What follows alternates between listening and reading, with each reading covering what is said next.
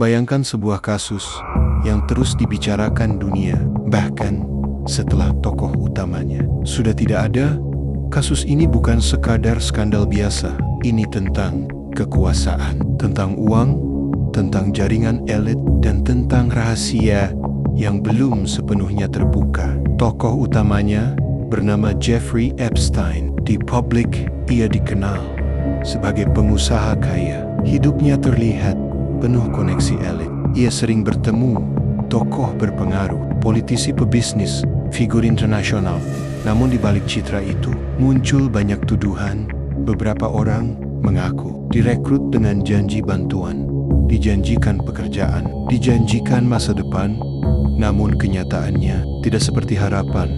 Kasus ini awalnya tidak langsung besar, informasi masih sedikit, bukti belum lengkap. Selain itu, relasinya sangat kuat. Hal ini membuat penyelidikan berjalan lambat. Pada akhir 1990-an, ia membeli pulau pribadi. Pulau itu tampak mewah dan tertutup.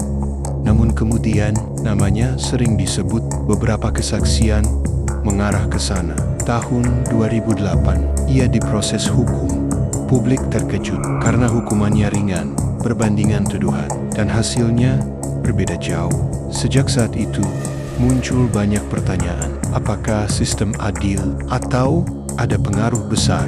Kasus sempat meredup. Media berhenti ramai, namun investigasi tidak benar-benar berhenti. Tahun 2019, kasus ini meledak lagi. Epstein ditangkap kembali dengan tuduhan serius. Perhatian dunia langsung tertuju. Korban mulai berani berbicara. Cerita mereka mengubah sudut pandang. Kasus ini terlihat lebih besar dari dugaan. Bukan hanya individu, tetapi kemungkinan jaringan. Namun, sebelum sidang, terjadi peristiwa mengejutkan. Ia ditemukan meninggal di dalam sel tahanan. Laporan resmi menyebut bunuh diri. Sebagian publik percaya, sebagian meragukan. Ada detail yang janggal. Kamera dilaporkan rusak. Penjagaan dinilai tidak berjalan optimal. Hal ini memicu banyak spekulasi. Setelah itu, dokumen mulai dibuka, catatan penerbangan, daftar kontak, arsip komunikasi. Beberapa nama terkenal ikut disebut, namun penyebutan nama bukan bukti keterlibatan. Banyak pihak memberi klarifikasi. Hubungan disebut hanya sosial. Disinilah kasus menjadi sangat rumit. Fakta hukum dan opini publik bercampur. Sebagian arsip dibuka, sebagian masih tertutup. Alasannya beragam. Proses hukum, perlindungan data. Publik merasa gambaran utuh belum ada. Bagi sebagian orang, ini simbol kekuasaan.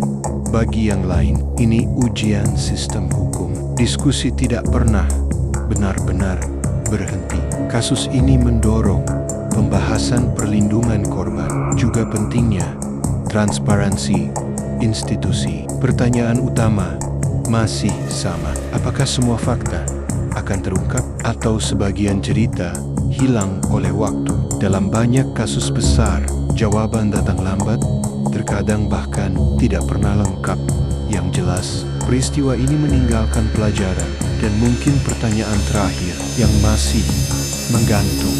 Seberapa banyak rahasia yang masih tersembunyi? Dan apakah suatu hari nanti semuanya akan terungkap atau akan tetap menjadi salah satu misteri terbesar di era modern? Sampai hari ini, kasus ini masih dibahas.